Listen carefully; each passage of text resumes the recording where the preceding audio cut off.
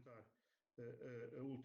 última oradora, a não menos amiga, a professora doutora Maria do Rosário Morujão, que é professora do Departamento de História, Estudos Europeus, Arqueologia e Artes e também investigadora integrada no Centro de História da Sociedade e da Cultura. Tem vindo a desenvolver uma profícua atividade de investigação em torno da Igreja Medieval Portuguesa, curiosamente, primeiro do lado regular, portanto, no meio cisterciense, portanto, ao fazer uma dissertação de mestrado sobre um dos mosteiros cistercienses em Portugal, mas depois, e creio que de forma mais ou menos definitiva, tem vindo a trabalhar sobre a hierarquia eclesiástica secular, com particular destaque sobre as suas diversas representações e, sobretudo, representações materiais, entre as quais os documentos, nomeadamente a documentação episcopal ou a própria sigilografia de eclesiásticos. Tem também uma grande produção ao nível do recrutamento de mitras e cabides, e é sobre esse aspecto da sociologia destes últimos que a professora Maria do Rosário nos vai falar hoje, especificamente sobre cônegos em rede, percursos nos cabides das catedrais medievais portuguesas. Muito obrigado também pela participação e tenho a palavra. Muito obrigada. Antes de mais, eu queria agradecer aos meus caros colegas e amigos, o professor Jorge Dias Ibanhas, o Dr. Mário Farelo, pelo facto de me terem dirigido o convite para eu participar neste seminário, um seminário que consegue o feito, a proeza mesmo diria, de associar praticamente todos, se não mesmo todos, os cursos do segundo e terceiro ciclo em História Medieval, do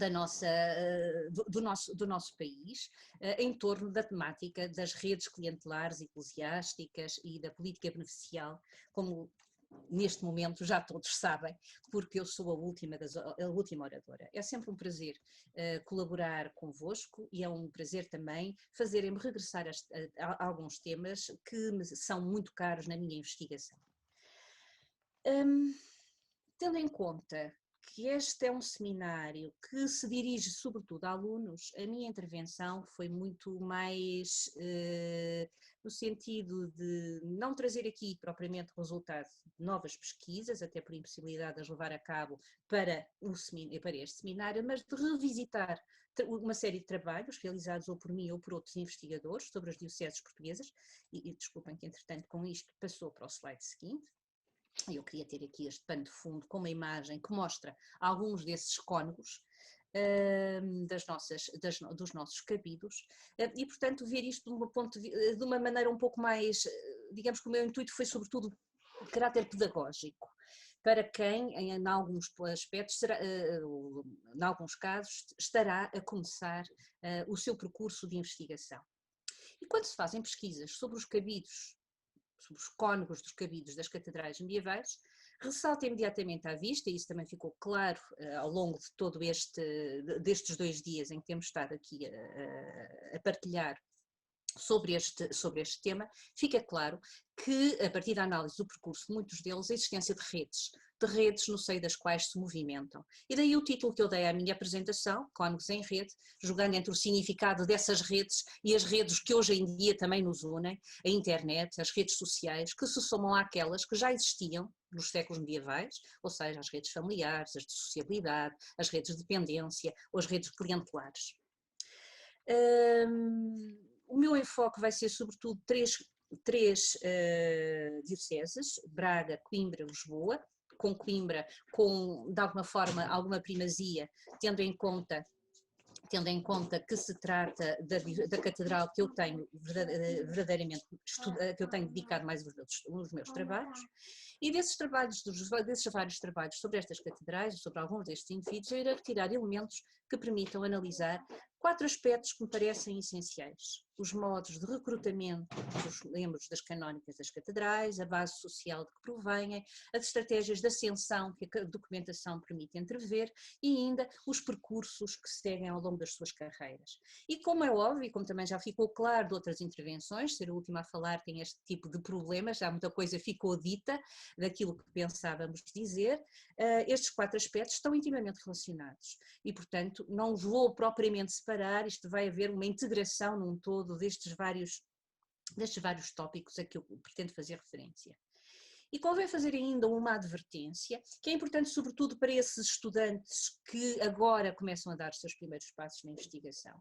E também já ficou claro de algumas das intervenções anteriores, é que os dados que eu vou apresentar, e que correspondem a alguns daqueles que foram recolhidos pelos investigadores que os deram a conhecer, não dizem de modo nenhum respeito à totalidade dos cónegos que passaram pelos cabides das catedrais durante os séculos em análise.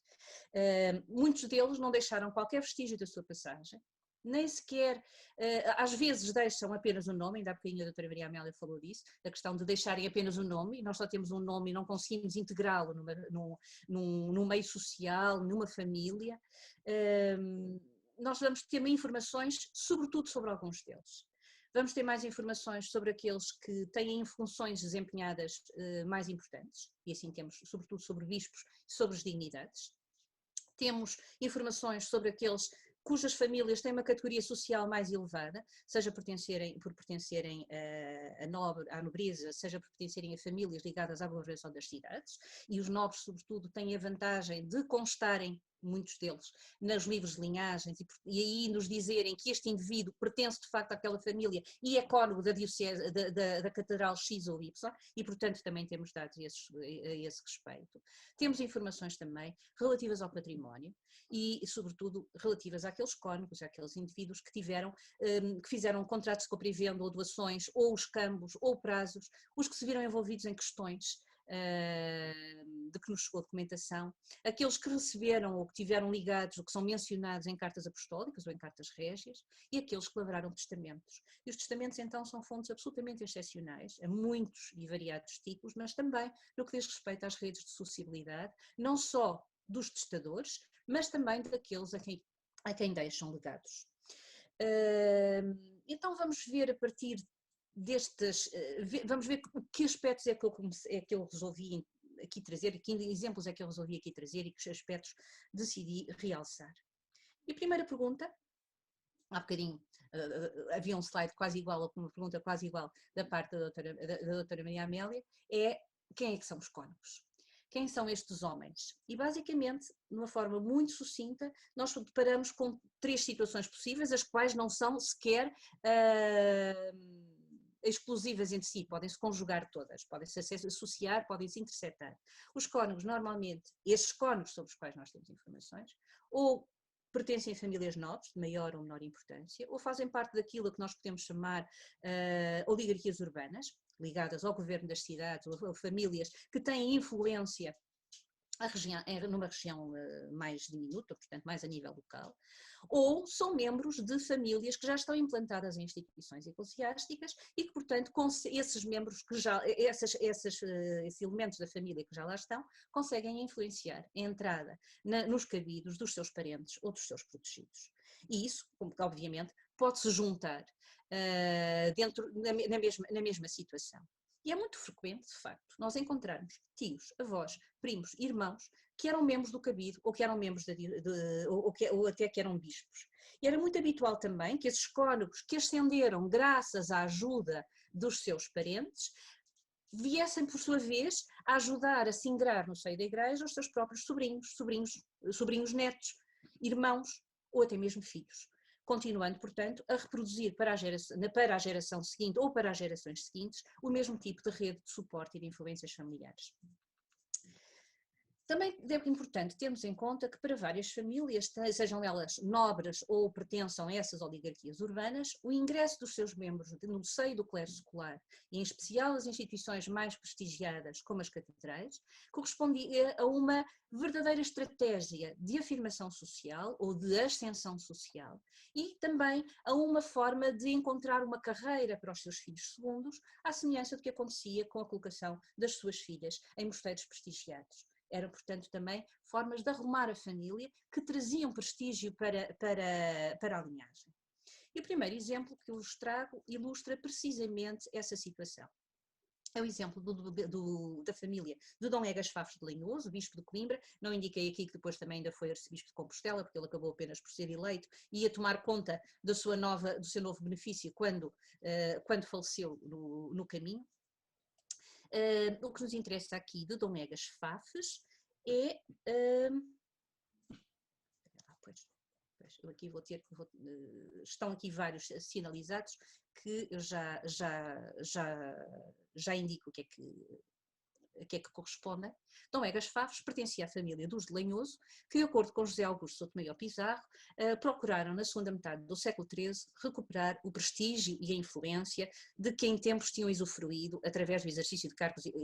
portanto, tentar recuperar o prestígio e a influência de que em tempos tinham usufruído através do exercício de cargos eclesiásticos. Note-se que a família exercia funções na corte desde o tempo do conde Dom Henrique, de quem fora alferes o bisavô do bispo, que encontram aqui em cima, assinalado azul, Dom Favos Luz. E depois, 3 irmãos de Dom Egas, Godinho, Rui e Soeiro, que aqui também estão sinalizados a azul, eram membros do Conselho do Dom Afonso III. E o próprio bispo, que aqui encontramos, era também muito próximo do rei, como atesta a sua presença, quer como confirmante da larga maioria dos diplomas régios de Afonso III, quer ainda pelo facto de ter sido ele um dos eclesiásticos encarregados de, junto do Papa, tratar da questão da legitimação do casamento do rei com Dona Beatriz e do fim do interdito que impendia sobre o reino por causa do seu casamento irregular.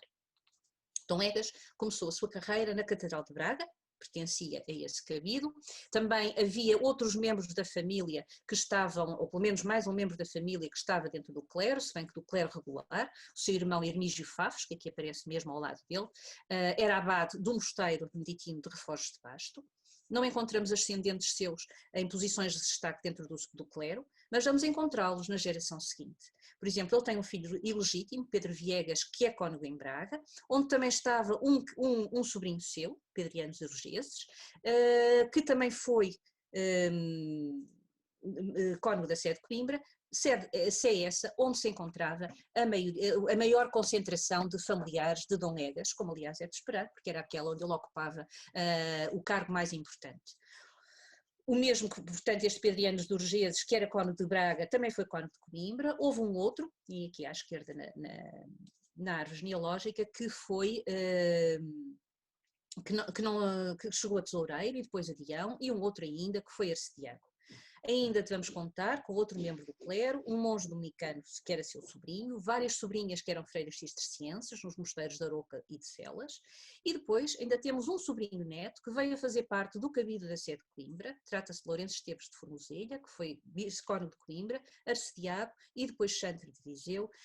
uma personagem a quem, em conjunto com o Anísio Saraiva, eu dediquei um artigo, dada a enorme quantidade de documentação que existe a seu respeito.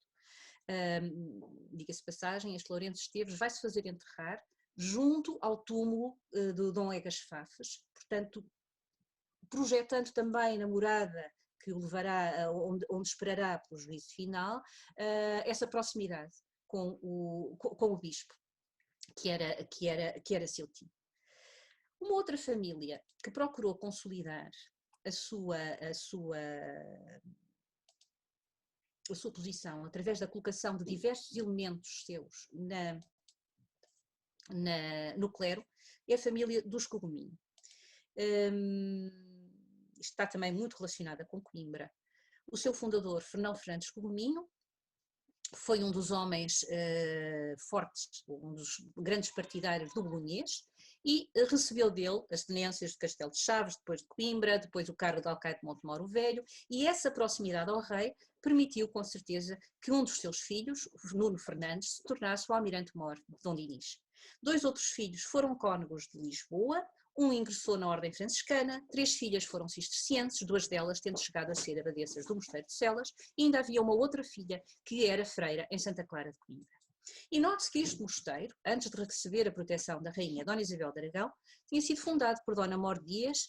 irmã de Joana Dias, que era a mulher de Dom Fernão Fernandes Coguminho. E aqui intercepta-se a linhagem dos Coguminho com a própria nobreza local, porque o pai de Joana e Mor Dias era Dom Vicente Dias, uma personagem importante da cidade de Coimbra, onde fora alcaide, sobre-juiz, e era casado com Dona Boa Pérez, que por sua vez era neta, já não aparece aqui neste esquema genealógico, mas era neta do chanceler Régio Julião Paes, cuja família não apenas era de Coimbra, como tinha fortes ligações à Sé, onde Julião Paes escolheu ser sepultado, onde um irmão seu tinha sido deão e depois um seu filho exerceu idênticas funções. Esse filho era Julião Juliães, um dos principais conselheiros de Dom Afonso II. Eu estou a referir todos estes dados para se perceber como de facto há uma rede, há uma rede que se estende, que tem alguns tentáculos, que faz uma série de ligações entre estas famílias, que nós vamos ver depois ocupar determinados locais, determinados cargos, perdão, importantes, e sobretudo com estas, isto não são escolhas aleatórias, são escolhas estratégicas e fazem parte de uma estratégia de afirmação de uma família em ascensão. Como disse, 2 filhos de Fernão Fernandes Fogominho foram cônegos da sede de Lisboa. Os seus trajetos já foram estudados precisamente aqui pelo Mário Farelo, na sua tese de mestrado. Sabemos que Gonçalo não terá recebido outros benefícios, mas Afonso teve bastante mais do que uma simples conesia na sede de Lisboa. Ele foi tesoureiro de Cabido, também depois foi cônego de Braga, foi cônego de Palência, nesta catedral terá chegado à dignidade de arcediaco e as últimas notícias a seu respeito designam-o como capelão do Papa. Portanto, sempre um caminho, num crescendo, para ter cargos de maior prestígio. E estes exemplos dados vão-nos permitir acrescentar mais um elemento à resposta àquela pergunta que eu tinha começado por colocar. Ou seja, quem são os cônegos? Além de membros da nobreza, além de membros das oligarquias urbanas, além de membros de famílias com elemento no clero, eles são servidores do rei ou familiares de servidores do rei. E o serviço ao rei, de várias maneiras, sendo clérigo do rei, sendo chanceler, sendo o físico do rei, inclusivamente também, sendo alguém que merece a confiança do rei, de tal modo que até o envia em missões, podemos considerar diplomáticas e como representante seu à Santa Sé, por exemplo. Aí nós também vamos encontrar um grande fator que permite a ascensão dos cônegos. E uma outra pergunta que nós podemos fazer, então, como é que eles eram escolhidos? Tenho aqui algumas indicações, também muito breves, eu procurei ser muito sintética e ir apenas a alguns tópicos muito gerais. Em princípio, os cônegos seriam eleitos em conjunto pelo cabido e pelo bispo, portanto chegando a um acordo, o que quer dizer que os bispos, se tinham candidatos da sua preferência, deviam fazer valê-los junto dos cônegos, mas devia haver algum acordo entre as partes, de modo a que se escolhessem esses candidatos. Naturalmente depois que também havia, e aqui não está contemplado, mas havia aqueles casos, e de que iremos falar, em que há prebendas que são reservadas e há prebendas que são outorgadas diretamente pelo papado, há pedidos para que eles sejam ocupados, mas não vamos agora falar tanto dessas, vamos falar de situações mais normais, de como é que as coisas deveriam correr. Também havia casos em que uma das partes apenas fez essa escolha, havia o favorecimento régio, havia o favorecimento papal, e esse favorecimento papal podia significar uma verdadeira nomeação por parte do Papa, como aliás também já aqui foi referido em vários casos, até no caso da Colegiada de Santa Justa, provocando depois problemas, porque havia alguma rivalidade e algum confronto entre essas personagens que lhes eram impostas e que não vinham precisamente desse percurso dentro da hierarquia capitular, mas sim que eram impostas, que vinham de fora e vinham ocupar cargos que eram muito apetecidos. Ora, vejamos aqui mais outra vez alguns exemplos. E vamos até Braga e ao tempo do Dom Frei Telo, que foi arcebispo entre 1279 e 1292. Ora, o que é que me interessa aqui? Em 1290, o arcebispo, e precisamente ilustrando aquilo que acabei de dizer sobre de vez em quando os bispos terem as suas decisões de uma forma autónoma, sem consultar o cabido, em 1290, Dom Frei Telo nomeou sozinho o Deão do cabido da sede de Braga, ressalvando no diploma da sua nomeação que fizera assim por esta vez somente. Mas 2 anos mais tarde, e como nos mostra um trabalho feito por uma das investigadoras que trabalhou muito sobre o cabido de Braga, a Justiniana Maciel, sabemos que tinha havido de novo uma atuação unilateral por parte do arcebispo e estava a haver um problema. Em 1292, quando o cabido se prepara para eleger o novo prelado de Braga, porque Dom Telo, entretanto, já tinha falecido, havia 2 cônegos para a mesma prebenda,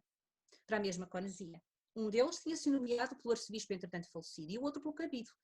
Curiosamente, o cabido não era todo o cabido que estava do lado, que se tinha separado, ou que era contra a decisão do arcebispo, mas o deão, aquele que tinha sido eleito unilateralmente e que devia ser apenas por uma vez, vai estar contra a escolha que o arcebispo fez de um outro cônego e vai haver, e isso permite-nos saber que existia de facto uma contenda, de tal modo que houve mesmo uma apelação à Santa Sé, uma queixa por causa deste tipo de situações irregulares, dessa nomeação, dessa atribuição de uma conesia por parte do arcebispo sem o acordo do cabido. Ora, acontece que esse clérigo, nomeado por parte do bispo, era Dom Martinho Pires de Oliveira, alguém que a doutora Irmina Vilar conhece muito bem, e que é um dos elementos do episcopado de Dom Dinis que mais se salienta. Aliás, já foi mesmo considerado como sendo o mais importante prelado do tempo de Dom Dinis. Mas na altura em que nós estamos aqui a situar, ele ainda não era arcebispo de Braga, veio a sê-lo, ele era na altura chantre de Évora, e está no centro do conjunto de exemplos que eu vou passar a apresentar de seguida e que nos conduzem a todas estas sés de que aqui eu resolvi apresentar uma imagem, para não estar só a mostrar os esquemas genealógicos aborrecidos, e portanto vai-nos levar a Braga, mas também nos vai levar a Évora e ainda a Lisboa e mesmo a Lamego. Martinho Pires de Oliveira, e vamos a mais um esquema genealógico. Martinho Pires de Oliveira pertencia a uma família nobre de implantação regional em Évora, que tinha colocado um dos seus membros no cabido dessa catedral. Era Dom Martinho Pires de Oliveira, que nos aparece aqui no topo da genealogia, era Dom Martinho Pires de Oliveira também, porque eles eram homónimos, e foi alguém que fez algum percurso dentro do cabido. Ele chegou a ser deão do cabido, depois foi bispo da diocese e muito provavelmente foi o protetor do sobrinho. Dom Martinho Pires de Oliveira teve, ao longo da sua carreira eclesiástica, uma série de cargos. Ele foi clérigo do rei, foi chantre de Évora, foi cônego de Braga, naquelas circunstâncias que há bocadinho referi, depois foi arcebispo de Braga, além de ter tido o reitorado da Igreja de Santa Maria de Torres Vedras. E eu estou a referir estes reitorados de igrejas paroquiais porque também são importantes. Ora, o que é que aconteceu? Ele foi, como há bocadinho disse, muito próximo de Dom Dinis, foi um dos procuradores do rei junto da Curia Papal por causa do difícil assunto das concordatas, e quando esteve junto do Sumo Pontífice conseguiu ainda receber um outro importante benefício, o de capelão papal. E se Dom Martinho foi ajudado na sua ascensão pelo tio bispo, também influenciou a ascensão de familiares seus a lugares importantes da hierarquia do clero secular. E assim sucedeu com os seus dois sobrinhos, de Lisboa e de Évora, respectivamente. Ainda teve depois um sobrinho neto, um Laurenciano de Oliveira, que foi cônego de Évora, mas que não nos vai interessar tanto aqui, e também protegeu outros dois eclesiásticos que aparecem na sua linha, neste esquema genealógico, com um pontilhado indicando uma provável filiação, e filiação ilegítima, porque eram seguramente filhos de Dom Martinho, apesar de serem sempre designados na documentação como seus sobrinhos e nunca como filhos. Trata-se de Rui Soares e Rodrigo Pires de Oliveira, e os dados que eu vou apresentar baseiam-se quer na investigação da doutora Maria Vilar, quer na doutora Anísio Saraiva, que estudou profusamente e dedicou até mesmo um artigo, para além da sua tese de mestrado, à figura de Dom Rodrigo Pires de Oliveira. Comecemos por este. Dom Rodrigo foi cônego de Évora desde muito tenra idade. O Papa dispensou da idade mínima de 14 anos, que era exigida para a obtenção de benefícios eclesiásticos, de modo a poder receber essa conesia. E poucos anos depois, ele recebeu uma nova graça do Papa, que era a dispensa do defeito de ilegitimidade, que lhe iria permitir o acesso a todas as ordens, a todos os benefícios, desde logo àquilo para que ele se ia logo candidatar, que é o priorado da importante colegiada de Santa Maria de Oliveira de Guimarães. Depois tornou-se deão de Évora, chegou a disputar o episcopado da catedral com outro candidato, mas quando havia essas eleições inconclusivas e quando havia conflitos por causa das eleições,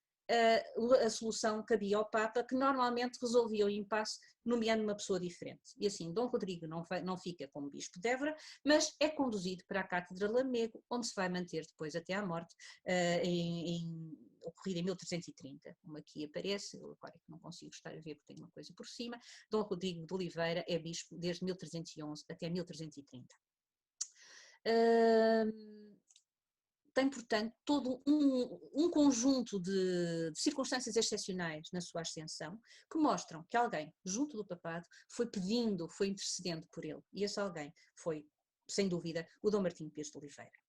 Quanto ao Rui Soares, que seria então também seu irmão, ele foi igualmente cumulado com dispensas e favores pontifícios que lhe permitiram ser reitor de uma igreja, também, ter uma conzia em Braga, alcançar no cabido de Braga a dignidade de arcediago de Barroso e depois tornou-se também deão de Braga, uma dignidade que ele vai chegar a acumular com o Diado de Évora, a cuja canónica também pertencia como cônego, e ele se manteve-se até à morte, que ocorreu bastante cedo, como deão dos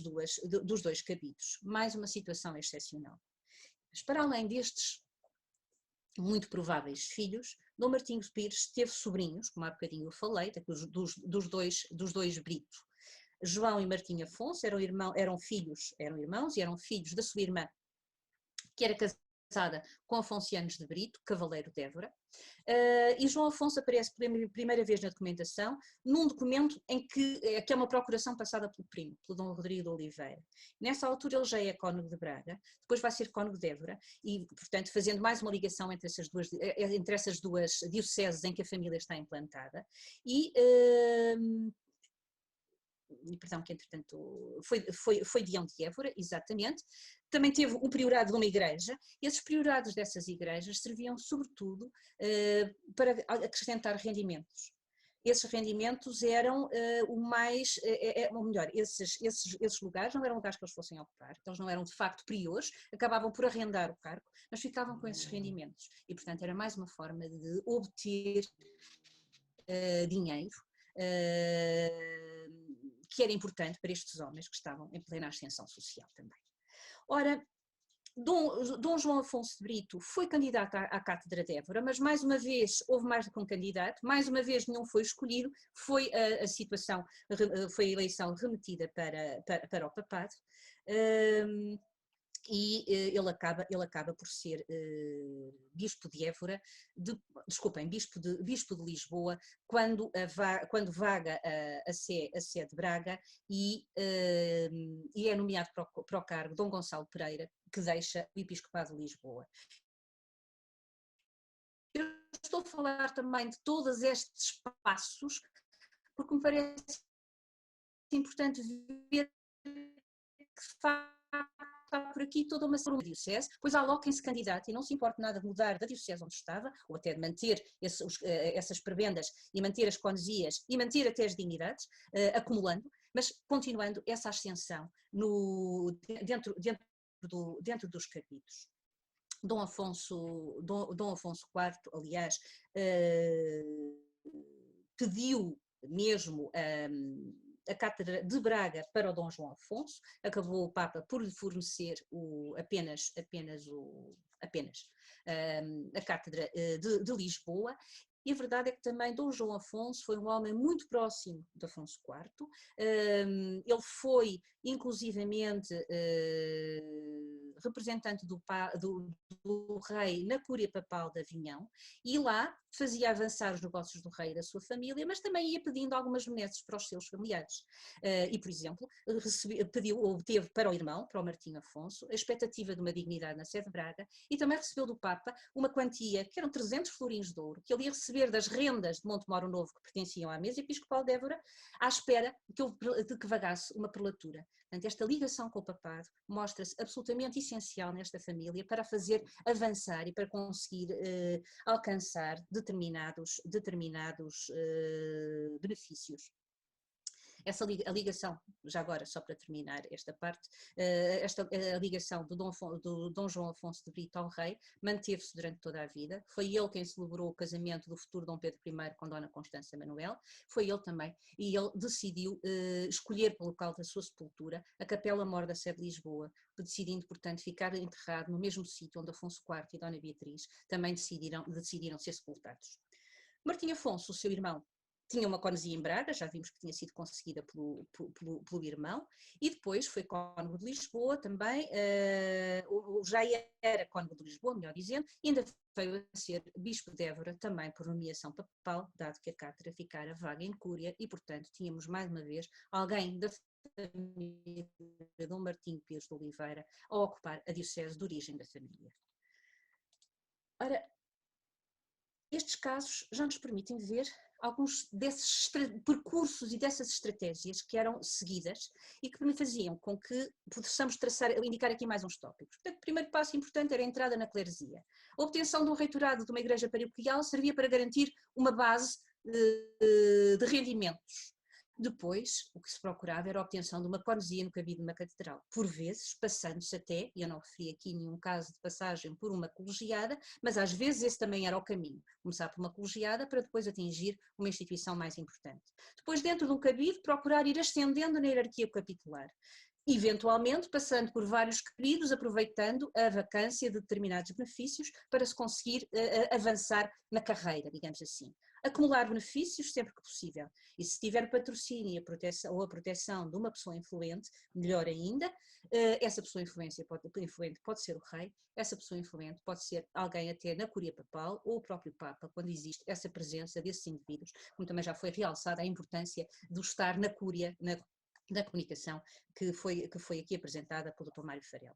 Eu penso que eu perdi-me completamente a noção do tempo, acho que já devo estar a chegar mesmo ao final. Só queria ainda chamar a atenção para um outro aspecto que já foi aqui abordado e agora é muito rápido mesmo, apesar de ser um tema que daria pano para mangas. Para vos falar de um outro tema que liga Coimbra com o Papado de Avignon e com o sul de França, que já foi um bocadinho abordado pela doutora Maria Amélia a propósito da Colegiada de Santa Justa e a presença desses clérigos franceses. Aqui eu queria chamar a atenção para a criação dessa verdadeira nebulosa em Coimbra. Esses clérigos franceses que vêm para Portugal, num processo que se inicia com Aymeric de Ebrard.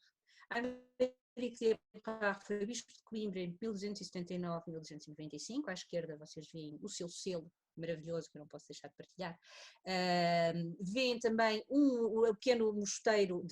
que ele criou em França, perto da sua terra natal, e o seu túmulo que se situa em França, porque aí ele decidiu ser sepultado. Mas não foi um bispo ausente, apesar de ir muitas vezes à França. Ele foi um bispo bem presente, que veio para a sua diocese, foi nomeação papal também. Mais uma vez, o lugar tinha ficado vago na Cúria Papal. Dom Aymerico era cônego de Palência, era arcediaco de Palência, vem para Portugal a seguir e é de facto um bispo até muito marcante, não é um bispo ausente, apesar de ser um bispo estrangeiro. É tão marcante que traz consigo a sua parentela, traz consigo uma série de franceses que vamos ver a pouco e pouco a ocupar os principais cargos na hierarquia do cabido de Coimbra, mas também com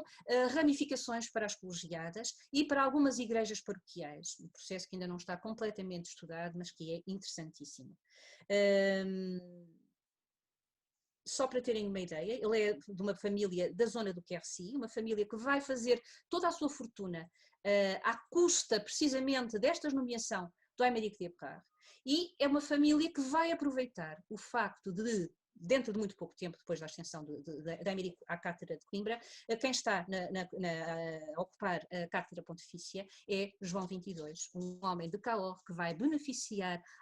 extremamente os seus familiares e as pessoas da sua região, que são os homens de confiança que ele vai chamar para os principais lugares da Cúria Papal em Avignon. E então nós vamos ver, por exemplo,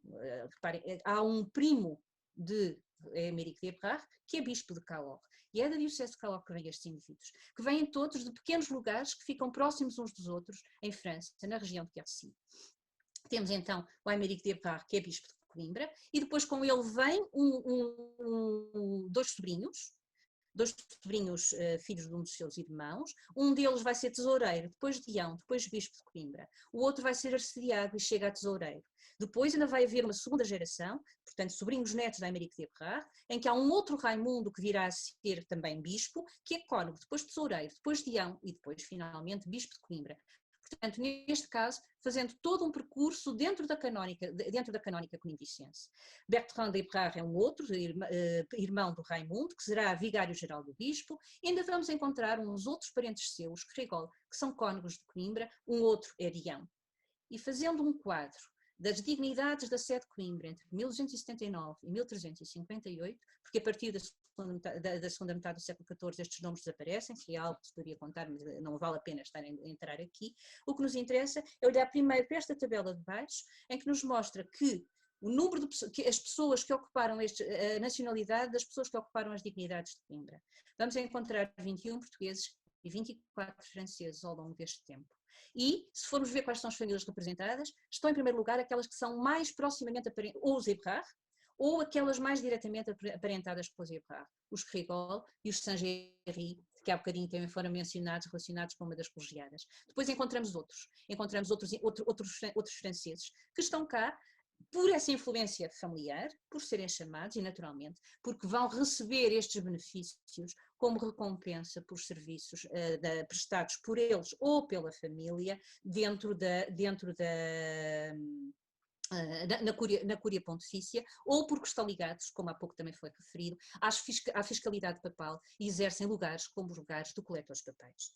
E pronto, basicamente era isto aquilo que eu queria partilhar convosco, mostrando-vos alguns exemplos desses percursos pelas redes que ligavam estes cônegos, e penso que terei atingido o meu objetivo de mostrar como efetivamente essas redes existem, essas redes podem ser altamente intrincadas e como pode ser também muito aliciante e apaixonante andar à procura deles e estudar estes indivíduos e encontrar essas ligações e tentar perceber melhor a forma como eles ascendiam dentro dos processos. Muito obrigada e desculpem eu ter ultrapassado um bocadinho o tempo.